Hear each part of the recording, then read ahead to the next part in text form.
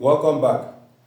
Still on laws of indices, we are now talking about law 4. Law 4 deals with a negative power, and it says that when x is raised to a negative power, simply put everything under 1, alright? X raised to the power minus a will be equal to 1 over x raised to the power plus a. This law helps us to deal with negative powers. In indices, we do not like dealing with negative powers. We do not like our final answers to be with negative powers. So whenever we have a negative power, simply bring everything under 1 and then remove that negative power. Make it a positive power. That's basically what it involves. When we solve some examples, you are going to understand better. Alright? So with that in mind, example 1 says, what is x raised to the power minus 2? For this law, x raised to the power minus 2 simply means you are going to bring everything under 1. That means 1 over x raised to the power minus 2, right? The last step that is left is to clean the minus sign, and that's your final answer. So it's 1 over x squared, alright? The same thing goes for example number 2 that says q raised to the power minus 7.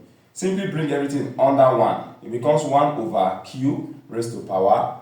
You remove the minus, and it's just 7. Alright? For example 3, we have 3y raised to the power minus 3. What do you think is going to be the answer? Do you think it's going to be 1 over 3y raised to the power 3? Well, that is not the answer.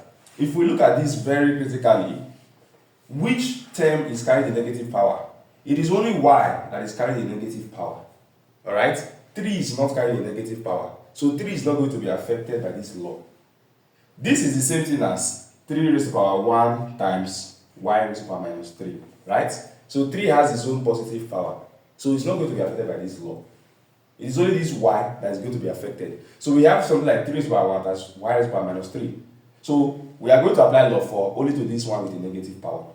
That will be now equal to 3 raised to the power 1 times, if we apply law 4 here, it will be 1 over y raised to the power 3. Alright, we bring everything under 1 and remove the negative sign, which is the same thing as 3 over y raised to the power 3. Alright? Now, for the next example, we have 5 raised to the power minus 2. Alright? We have 5 raised to the power minus 2 here.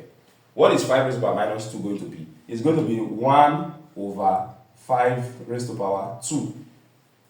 Alright? So that is basically how it goes. You simply bring everything under the 1 and then remove the negative power.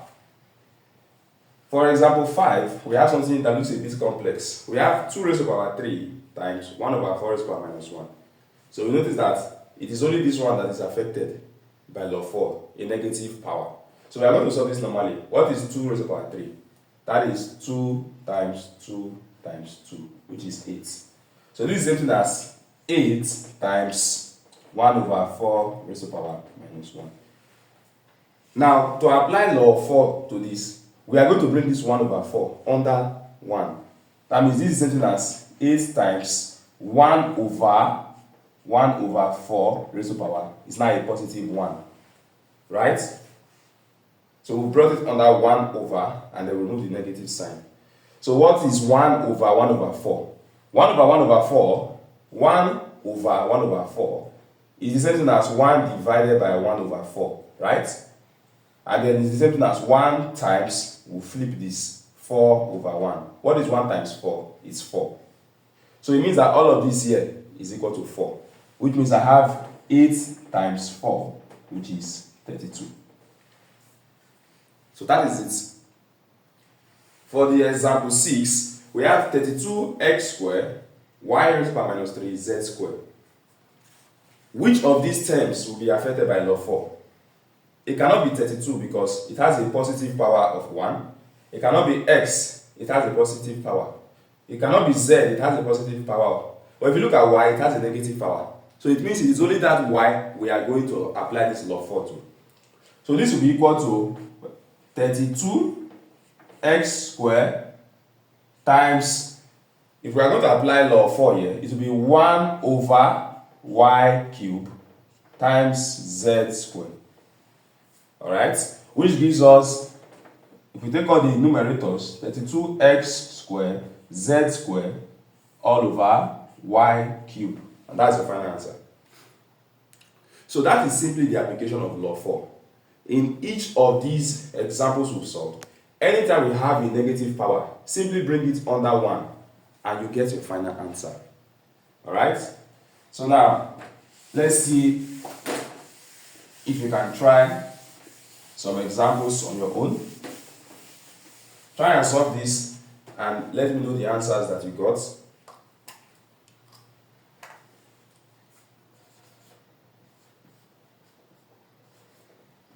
What is 3x raised to the power minus 1y?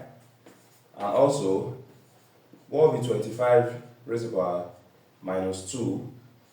And also, what will be 64 x raised to the power minus 3, y raised to the power 3, z raised to the power minus 2. Try and solve these examples and let me know the answers in the comment section. Thank you very much and see you in the next video.